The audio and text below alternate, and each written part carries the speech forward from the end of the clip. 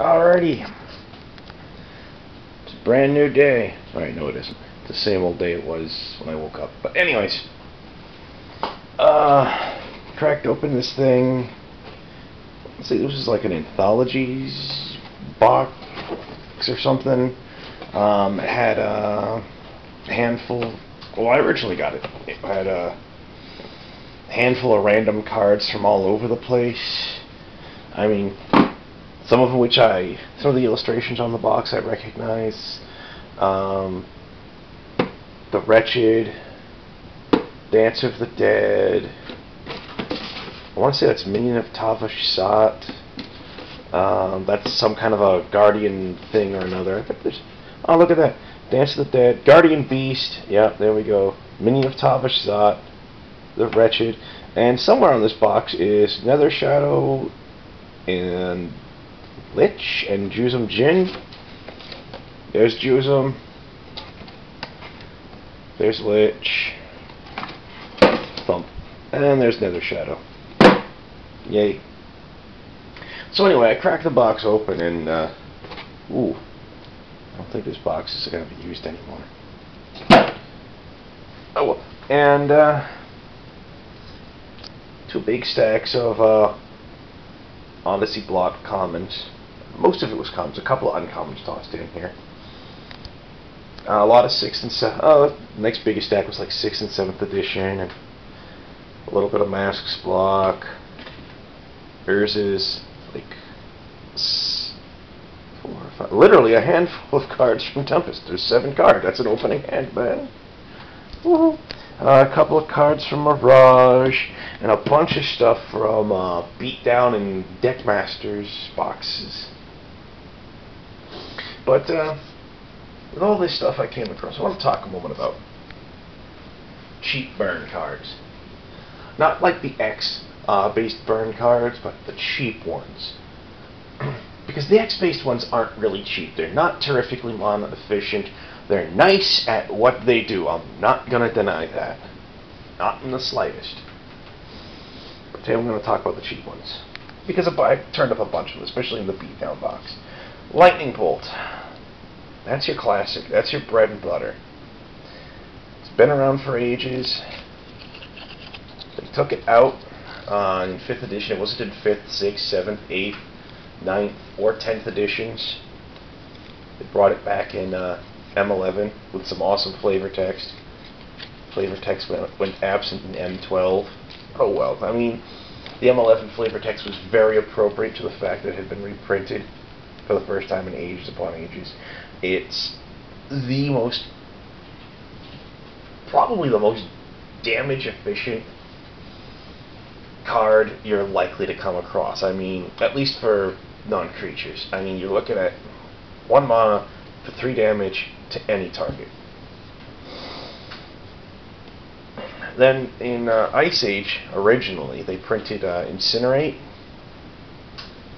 It was a little bit more than Lightning Bolt for more mana, but the creature you hit couldn't regenerate.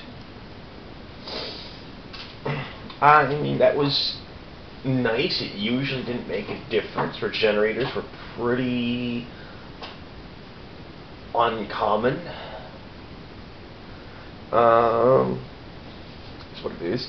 Then we had Guerrilla Tactics, originally published in Alliances.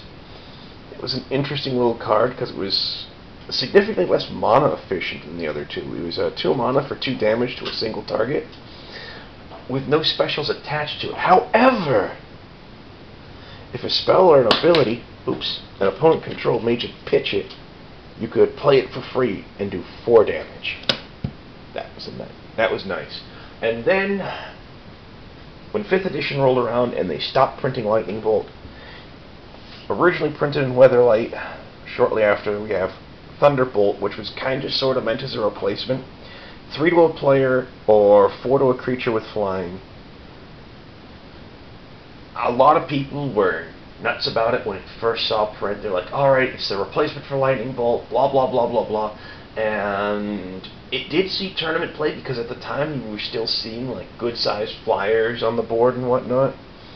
I don't think it saw tournament play for very long though. Someone correct me on that, I don't know if I'm wrong. But, yeah, I mean, it was what it was. It was no lightning bolt, let's just say that. And another card that was no lightning bolt, Shock. I want to say it was originally printed in Odyssey block. It's the same mana cost as Bolt for 1 less damage. And for a long time, we figured that was the absolute most efficient we were going to get. And this made a lot of people sad, it made a lot of people upset, and I can't blame them too much on that one. I mean, for example, we have cards like Sonic Boom. I'm not exactly sure when it was first printed. Colorless and a red for an instant. Part of the casting cost is you have to pitch a card at random from your hand, and it's 4 damage to a single target. And at the time when it came to direct damage, you took what you got. But Sonic Boom wasn't very useful because a lot of times what it turned out to is you were 2-for-1-ing yourself. And that just wasn't cool. But, you know, sometimes it was worth it. And if it was an Odyssey block, I'm not 100% certain, pitching stuff into your graveyard is sometimes useful in Odyssey block because they had the flashback mechanic, where if cards with flashback is in your graveyard, you can play the flashback cost and play it from your graveyard, and then it's removed from game. Well, exiled now. I think it takes out. It would be strange if they actually said it's still removed from game, which means it doesn't even go into the exile zone. But whatever. Then we have what, in my opinion, is quite possibly one of the nastiest burn spells ever printed. Scent of Cinder. I abused the hell out of this card in my own Bolt deck. It's a sorcery for a colorless and a red. You reveal any number of red cards from your hand to your opponent. You just reveal any number of red cards in your hand, and it deals damage to target creature or player equal to the number of red cards you revealed. I mean, usually, I have found at the worst, it's Volcanic Hammer, which is 3 damage at sorcery speed for 2 mana. At the worst. Now, granted, Volcanic Hammer does kind of suck. But I have found several times, especially early game, this is 2 mana for 5 to 7 damage. On very, very rare occasions, I've actually been able to squeeze a little bit more out of it. And that's awesome. It really is. But, yeah, it's Scent of Cinder. It's a beautiful thing. You can't really say no to it. I mean, every time people have been saying, "Well, I'm trying to make a Bolt deck," that's one of the first suggestions I throw out there because it's one of those cards that's really easily overlooked. Speaking of things that easily become overlooked, how long these videos run. I usually shoot for 5 to 10 minutes. Obviously, some have gone over that. One's gone way over that to 26 minutes, I think it was. But, oh well. And I transferred all of the videos off of the memory card on the camera here.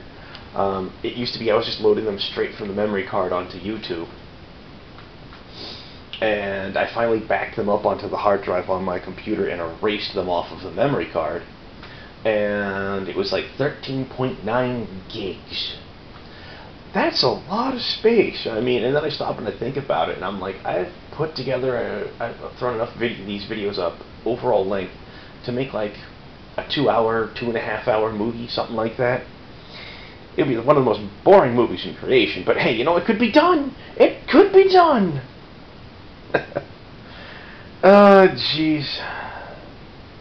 Oh well. Ghana. Morgana. Say hello to your door in public, Ghana. Yeah, there you go, folks. There's the cat. I've got some requests for singing, and I'm like, really, guys? No, really? You want to hear me sing? Holy crap, dude. I'm lucky if I can carry a tune with a handle, and even then I fumble the hell out of it. Jeez. At karaoke, I don't sing very often. I've been known for a grand total of 2 songs. 2! And that is, I'll sing Led Zeppelin's Black Dog in the style of Elvis Presley.